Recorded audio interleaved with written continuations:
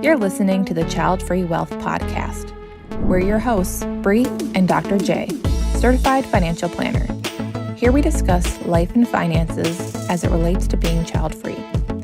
This podcast is for educational and entertainment purposes only. Please consult your advisor before implementing any ideas heard on this podcast. Hey, Childfree Wealth listeners. Today's interview is one that I'm really excited for, and I hope you enjoy as well. Today, I have Sibu with me from Go Global with Sibu. For the past 4 years, I've been following her on her world travels on Instagram and have been absolutely intrigued by them. So I thought I'd reach out to see if she'd join me today. Thankfully, she said yes, and now she's here. And I pass it off to her. So Sibu, you want to go ahead and introduce yourself? First of all, thank you so much for having me. My name is Sibu. Yes, I'm a full-time traveler.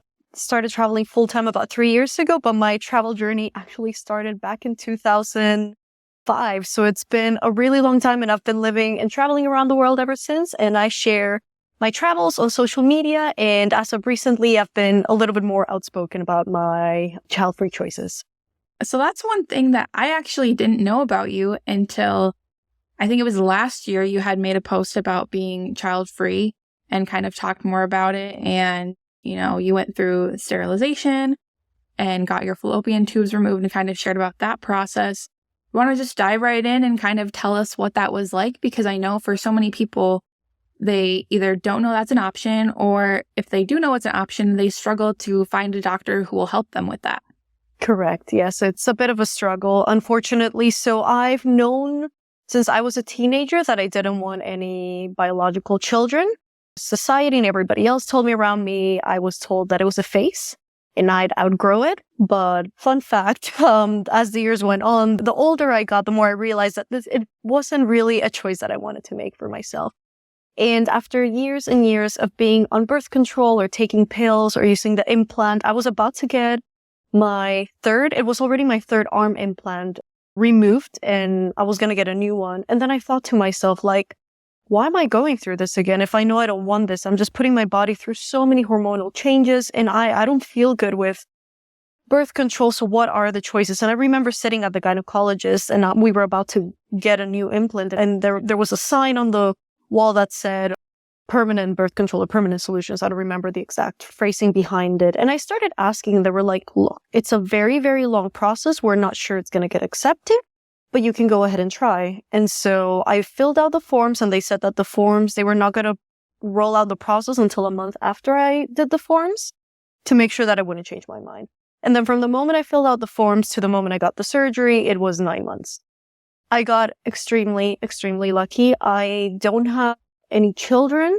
I've never been pregnant. I don't have a partner, a husband, anything. So obviously a person in my position in their mid-30s, I still have what they say a few years for me to change my mind. And I was very, very fortunate to have doctors who were incredibly supportive and who understood that this was a choice that I wanted to make for myself. That's awesome. I know, like, just hearing that and that you were able to go through all that. And did you have any pushback from people saying oh, well, we need to check in with this other person first before you can go through this, or anything like that? Or was it pretty just cut and dry? It just took a little bit of time to go through? No, it wasn't. So I went through a lot, and I mean a lot of calls with different psychologists and psychiatrists to make sure that I didn't have any mental health problems. Funnily enough, I just don't want any children, but if you're very outspoken about not having children, then they think you have a mental problem, which is crazy to me, because why would anybody allow someone to have children if they're actively telling you that they do not want children, right? It's easier to have a child than it isn't to not have a child. Among people who I know that have had this procedure, people who have chosen to be child-free, I think this decision that we make for ourselves, it is one of the biggest decisions we're going to make in our lives. And it's so well thought, we put so much thought into it because there's no turning back if we decide not to. And I think we put a lot more thought into what it would be like to not have children as opposed to what it would be like to have children. Again, I think a lot of it came down to, from psychiatrists and everybody else that I was speaking to, will you change your mind? And I kept telling them that if I did change my mind, then I would adopt. Like, I had no reason whatsoever to have children of my own. And I never, ever, like I said, ever since I was a teenager, I did not. Like, the thought of me being pregnant was just something that I could not fathom. I just couldn't. And yeah, later on, I realized that I had tocophobia, which is the fear of pregnancy. It's an actual thing. So I really, every time I try to picture myself pregnant, like not other people, if other people are pregnant, that's totally fine. But the thought of me being pregnant gives me nausea. It really does. And when they were pushing me into the surgery room, I remember very clearly, and I had to sign so many forms. I know what the consequences are. I know I'm never going to be able to have biological children again. And they were pushing me into the surgery room. And I was just lying there in bed with my hospital gown. And I was thinking, okay, this is it. If this is it, if I have to turn back, it's going to be now. I can stand up and just say, I don't want this. And I tried once again to picture myself pregnant. And I was like, God, no, I can't do this. Please push me in. And when I got there, I was like, please don't tie them, because they tie them and that decreases the chances of it being effective. And I was like, don't tie them. Just remove the fallopian tubes, remove the fallopian tubes. And that was that. Funnily enough, I think the question that really shocked me, and I was asked this so many times, what if I meet someone who wants children? And that to me was so offensive, because it was like people were not taking my own opinion into account. I know I don't want to have children. And honestly, whenever I meet someone and I start to date someone, I'm very straightforward about what I want and what I don't want.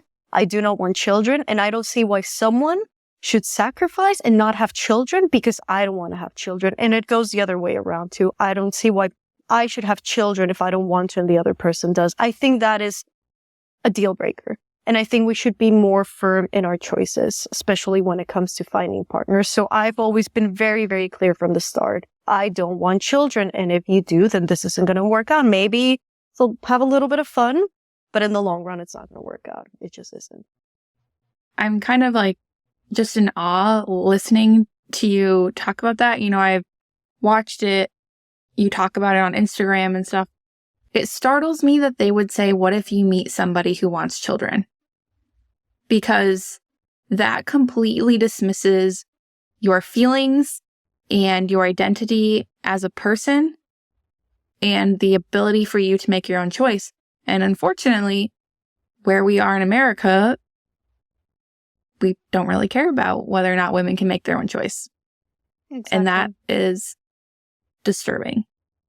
It really is. Yeah, again, and I've said this over and over again, I think that a good chunk of society sees us as caretakers, as childbearers, but they don't see us as anything else. And that is very, very frustrating to me. And those questions that I was asked pretty much prove that. Absolutely. You shouldn't have to give up what you know is right for yourself because somebody else wants kids, or vice versa, like you said. That just, wow. It's crazy, but I read a lot about it online. Like I said, I got so lucky. There are women out there who have children, who actually have children, who have partners, who don't want any more children, who cannot take birth control, who are tired of taking birth control, who just want to be safe, and they won't be allowed to get this procedure done. It is crazy. It is absolutely crazy. And the funny thing about this procedure is that most people think that I got a hysterectomy.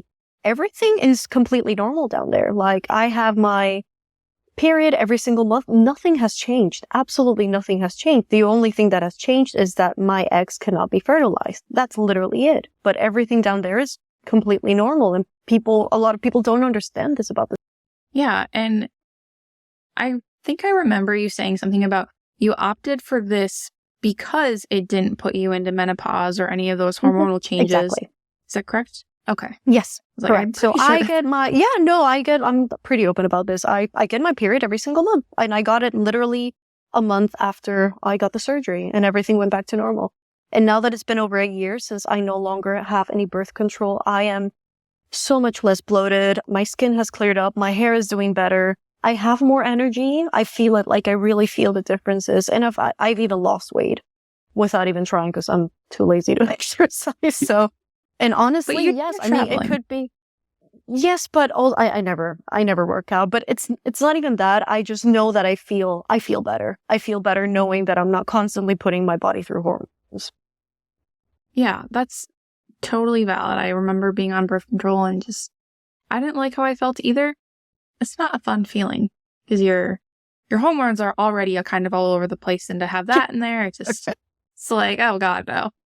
So being child-free is probably a large part of why you're able to travel the world so much and be a full-time traveler like you are now. I mean, if you have children, that would be really difficult to, people say, oh, you can bring them with, but you can't do it in the same capacity. And all of the places you go, sometimes I'm like, oh my God, I was like, I never knew you could go there when you're talking about different places you've been. I'm like, this is so cool. How does that impacted how you travel and the decisions of like where you decide to go and explore? So obviously, if I had children, my itinerary, my life would be very, very different, I'm sure. But I'm pretty much interested in going everywhere. I don't want to put any limits to myself. Like, I want to go everywhere and I want to see every single place, or obviously, which is impossible, but I want to see as much of the world as possible. That's all I know. But it's interesting because when you're growing up or when you're in your 20s or even early 30s and you're thinking about whether or not you want to have children or you want to bring children into this world or you want to adopt children, a lot of it comes down to there's something you'd like to change about your life, or is this something that you could foresee for yourself or for your future? And it was just something that I just couldn't picture as much as I tried, as much as people told me to try. Because obviously if people insist on something, then you say to yourself, okay, then, maybe they're right. Maybe I should go for this. But I absolutely love my life and I love the way that I'm leading it. And I understand that a good part of that freedom that I have and flexibility obviously comes down to having made the choices that I have made. But once you decide not to have children, like once you've made the choice, your whole future is ahead of you. Like there's nothing stopping you. And I think once I made the final decision that it wasn't something that I wanted, I felt like my whole world was free to do whatever I wanted. Like there were no more constraints and I no longer had to deal with societal expectations. And I think that was the biggest thing pushing me back. Once I made that decision, I could let go of absolutely everything. Because at that point, it's just like somebody questions, you're like, no, I can't have kids. End of conversation. And so you can go wherever. And even just like thinking about now our clients, we have a lot of clients who are like, travel is a big priority and we want to do all these things and go all these places. But so many people view it to be so expensive. You've talked about before where, you travel all around the world. It's actually cheaper for you to do that than stay in one place. And one line on your website just really makes me laugh. You say, and no, despite what people might think, there are no rich parents, sugar daddies, or hidden boyfriends funding all of this. Okay, I love that. And I read that and I was laughing for a good while on there. But it also directly calls out that assumption that in order to travel, you have to have somebody else funding that. I mean, of course, we know that the price of travel has gone up, but how does somebody do it on a budget and, like you say, travel the world and have actually a lower cost of living? How have you managed to do that?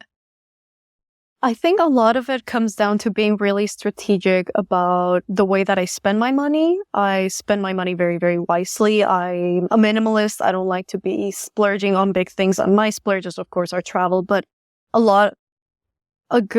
at least the way that I'm spending money right now comes down to me choosing destinations that are more affordable to me. And obviously having the privilege to earn in a strong currency like US dollars, euros, or British pounds. So as long as you do that, and you decide to go to another destination, then you're going to be really, really well off. And that's what I've been doing for a really long time. And I'm okay talking about numbers. So just this past month, I've been in Southern Africa for about a month now. And I use an app to keep track of my expenses just to see how much I'm spending. And I just came out to South Africa about 2 days ago, but the whole month of June, I was pretty much in Namibia and I was traveling on my own, which can be very expensive in Namibia because it's a country where you do road trips with other people. And I just looked at my app earlier today, actually, and I spent 1,200 for the whole month traveling full time, getting work done, like staying in different places all over the country, traveling. That also includes a flight for next month that I wasn't budgeting for this month that I was going to budget for next month. And that's just, again, privilege, because I know that it's a lot of money in this part of the world. It really is. But if you're coming from, again, a country with a strong currency, if you're in North America, or if you're in Western Europe, then it's not bad at all. It really isn't. And what could you possibly do with 1,200 in the US, for example? Like, absolutely nothing. You pay rent, a room if you live in New York or San Francisco if you're lucky, and that's it. Absolutely. I mean, I just looked up flights the other day in preparation for this. I was like, I wonder how much flights actually are from where I live in Ohio to Lisbon, and a basic economy seat was about $1,500. So to say that you spent $1,200, ouch is right. So to say you spent $1,200 for an entire month, that is absolutely wild to think about, and really puts into perspective how strong the US dollar is compared to other places. And so traveling is more attainable than people might think. Are there other things you do, such as travel hacking? I know I like to travel hack. I'm guessing you probably do too, but anything like that, or house sitting stuff you do? Yes, so house sitting, if anybody listening to this works remotely, I highly, highly recommend house sitting. It is a great way to just get a whole place of your own and just stay there. You can pick a house sit that's a weekend long or even a few months long. It's a great way to immerse yourself and be a part of a community and not spend any, and I mean absolutely any, money on rent. And the best part is that it's not usually on really touristy areas. So if you get a house sit, you might be more in a proper part of a city or a town where locals actually live and it's not dominated by tourists. So you get to see a lot more of a place while house sitting than you would otherwise. This really depends, of course. I'm not saying everybody needs to stay in hostels. I love staying in hostels, and I even find it safer than staying in regular hotels because I feel like there's not so much anonymity behind it. And I've actually, unfortunately, had the last bad incident I had at a hotel, and it was actually a 4-star hotel, because people tell me, oh, because you stay in sketchy places. And I'm like, no, we're women. It doesn't matter how old we are, size, color, our age, nothing matters. We get harassed no matter what. It just happens no matter where we are. It's not exclusive to a specific kind of person. It just isn't. And I was staying at a 4-star hotel in Italy, and a man heard my room number when I checked in, and he followed me to my room and tried to break in. And that is the thing about hotels. I'm in a 4th room. I know better than to open the door to absolutely anybody. I've learned that already. I want to emphasize that I've been traveling. I moved to China on my own when I was 17. That was in 2005. It's been almost 20 years, and nothing has ever happened to me. And I travel alone most of the time. So yes, you have scary incidents, but you have scary incidents everywhere. It just happens. I'm not saying it should happen. Unfortunately, it shouldn't. But it's all about using your common sense and not letting a bad incident get in the way of you doing your thing. Yeah, absolutely. And you make a great point about traveling in hotels. People can hear your room number, different things like that. And women will be harassed anywhere. So if that's your concern of why you stay home, I would say go out and travel, because you're at that risk no matter where you're at. And so go out, explore the world, do those things that you always wanted to do. Italy is one of those destinations that people always talk about. They want to go to Italy. Exactly. And I've traveled to places that have a much worse reputation, and absolutely nothing has ever happened to me. But I can say scary incidents, like I said, nothing has ever physically happened to me, but scary incidents, I can count them with the fingers of my hands. It's very, very limited. And I still, despite everything that we hear on the news, I still go out there because I do believe that more than 99% of the people are actually good and they mean well. It's just a few that, make everything bad for everybody else. But I do think those are the exceptions. So no, I was saying in hostels, and this is something a lot of people don't know about in hostels, and I'm not saying anybody should stay in hostels if they don't want to. But hostels actually have a private room option, which is something that many people are not aware of. So you don't need to stay in a room with 12 other people. You can get your own room. And there are people in their 50s, 60s, 70s, 20s, like everybody stays in hostels. It's not exclusive to people in their late teens, early 20s. So I still go out and meet people of absolutely all ages in hostels. And I can pick a private room so I can get the best of both worlds. I can have the social life and I can have the privacy. Or I can get an apartment and then use apps like couch surfing, meetup, Facebook groups to meet up with people. The possibilities are endless. Yeah, there's so much ability to get out and meet people now, like you said, with apps or on Facebook or different things like that. I like how you bring up the point about hostels. You can get a private room if you want, but you can also meet so many different people. I've only stayed in one hostel, transparently, and it was a lot of fun. I just never really had the opportunity. Yeah, it was so fun. It was this back alley hostel in Poland that I stayed at, and I think it was Krakow. Okay. So yeah, that's where I stayed. It was so fun. I remember we got back, the person I traveled with, and we walk in our room and this girl standing there. She's like, "Hi, I'm here." That's all she could say though. Like, otherwise, I don't remember what language she spoke, but also like I didn't speak any other languages. So it was this kind of like half sign language that we learned, but it was a lot of fun to just meet people and then go up to breakfast and meet other people.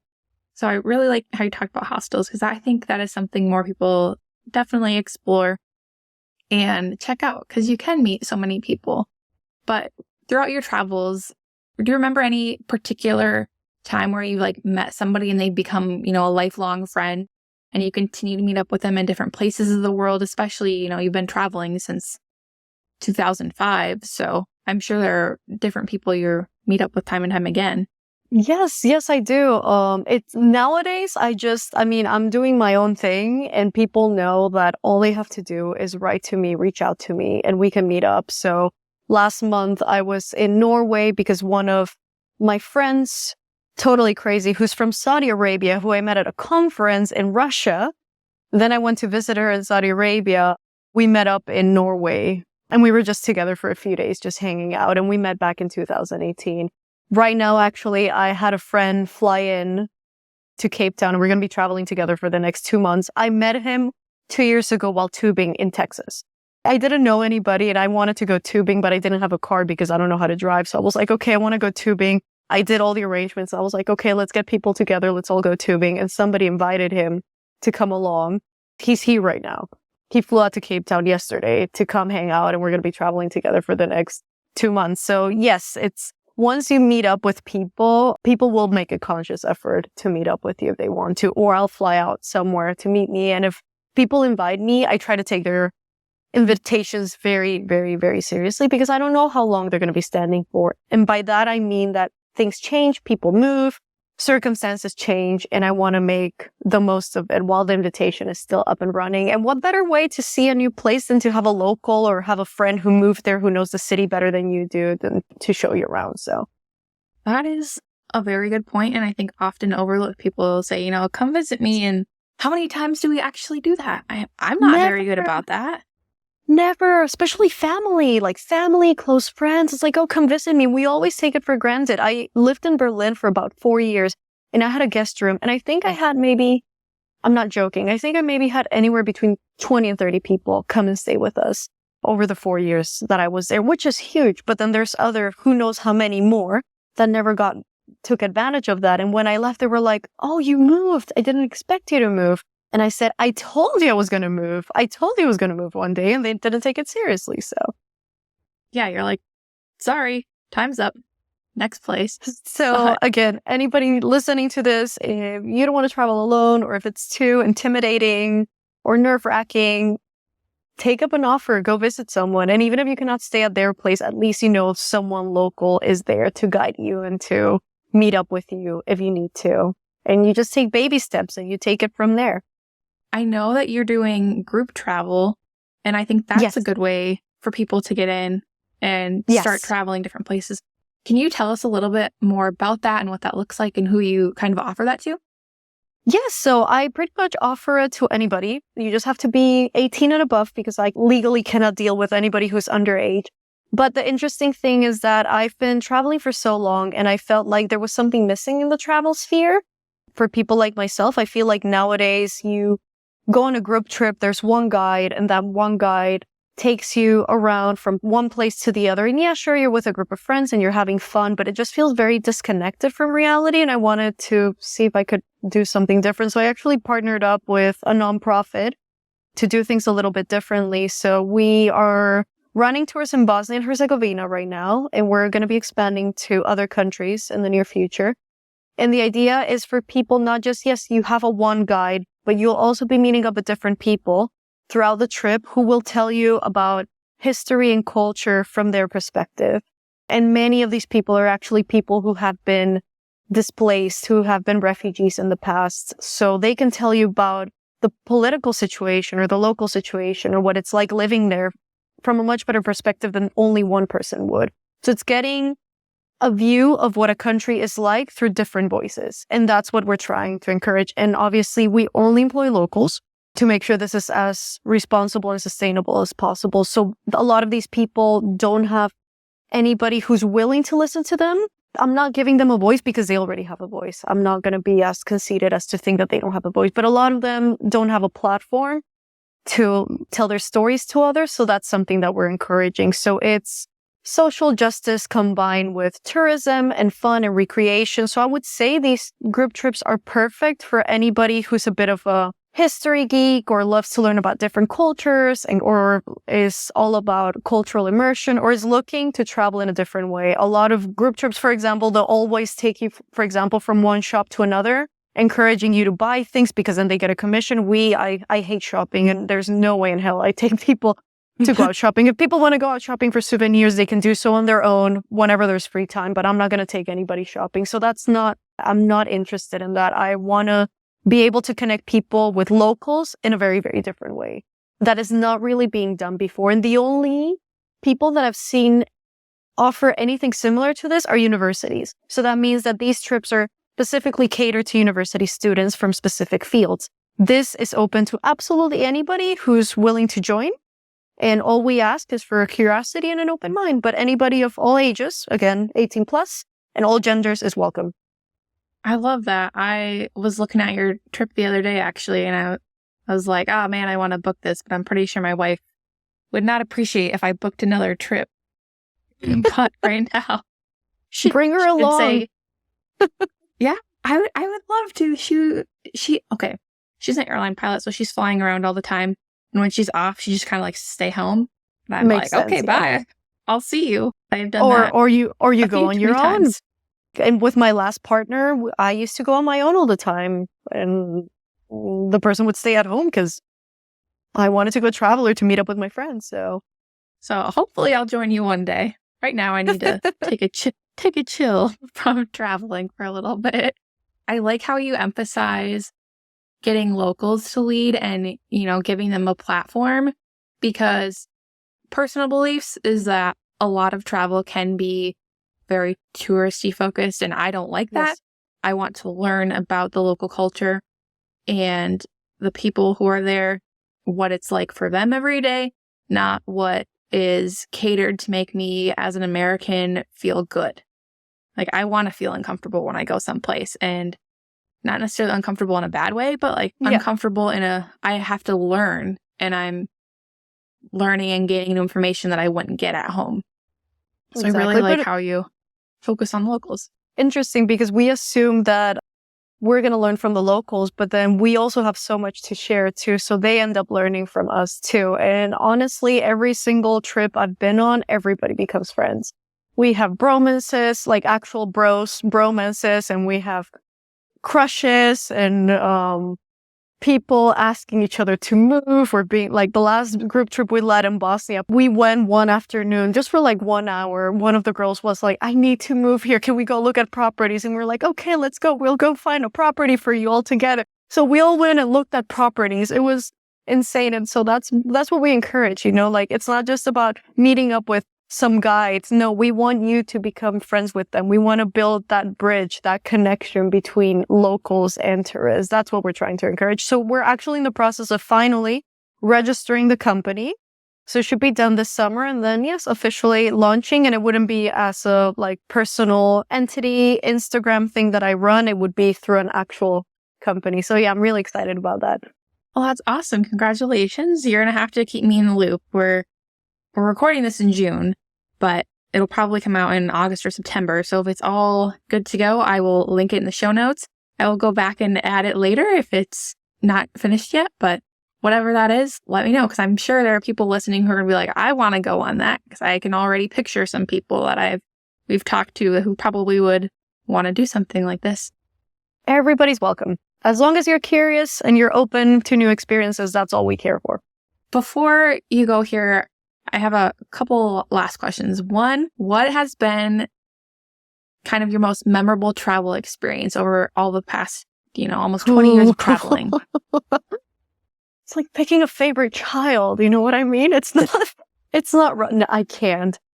Surprisingly, even countries that I would not necessarily go back to, I've always had an amazing time.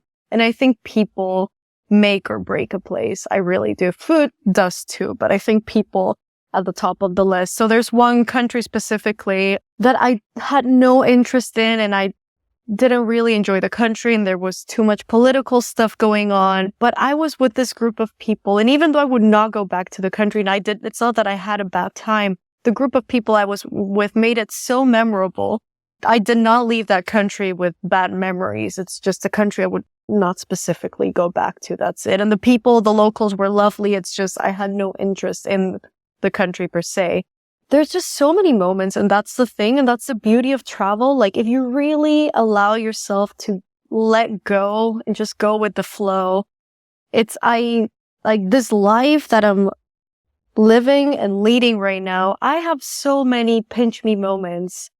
This can't be real. I can't be living this life, but it is. It's real, and I write about it because I keep a journal, and I'm like, how is any of this real? And so I could tell you about pinch me moments that have happened over the last few weeks, for example.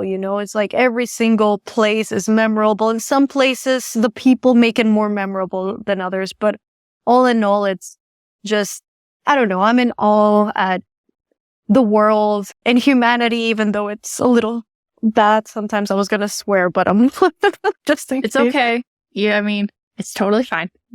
I don't know if you have the explicit thing on the... I can click it. Okay, yeah, some people can be shitty. That's the problem. But no, yeah. That's just the bare minimum. But honestly, this world is amazing. And to whomever's listening to this, go out and explore, and you won't regret it. It is, I'm in love. I'm in love with the world. It definitely shows when, when I'm following you on Instagram and seeing everything, you're like, oh, I've been here. And all of these places that you've been to, I'm like, I had never thought about going there before. And just some places I didn't even know that you could go. I remember when you went to, I think it was Afghanistan. Yeah, probably. That comes up a lot. Yeah. I was like, you can visit there? I didn't know that. Call me ignorant, which I am to that apparently, but you shared all about that. And I was like, wow, I never knew that. And it was gorgeous. Some of the videos you shared and pictures there. So I love what you do. If you want to go ahead and plug yourself, where can people find you, follow you? So they can find me at my handle across all social media platforms is Go Global with Sibu. That would be SIBU. And yeah, I not only do I share travel tips, tricks, or living abroad hacks, because I've been doing this for so long, but what you said really resonated. I want people to feel that way about a place that they've never heard before, because I feel like there's beauty everywhere to be found, even in the unlikeliest of places. But that's something that we don't really think or know about because of the media and all these misconstrued opinions and things that we've heard about certain places over the past. So wherever you are, there's good to be found and there's beauty to be found. You just got to go out there and explore and find it. I love that. Well, thank you so much for joining me today, Sibu. Go ahead, follow her, click on her links in the show notes here, and just get out there and explore more of the world. That's all for this week's episode of Childfree Wealth Podcast. Be sure to follow Childfree Wealth on social media, email us at podcast@childfreewealth.com, or visit our website, www.childfreewealth.com.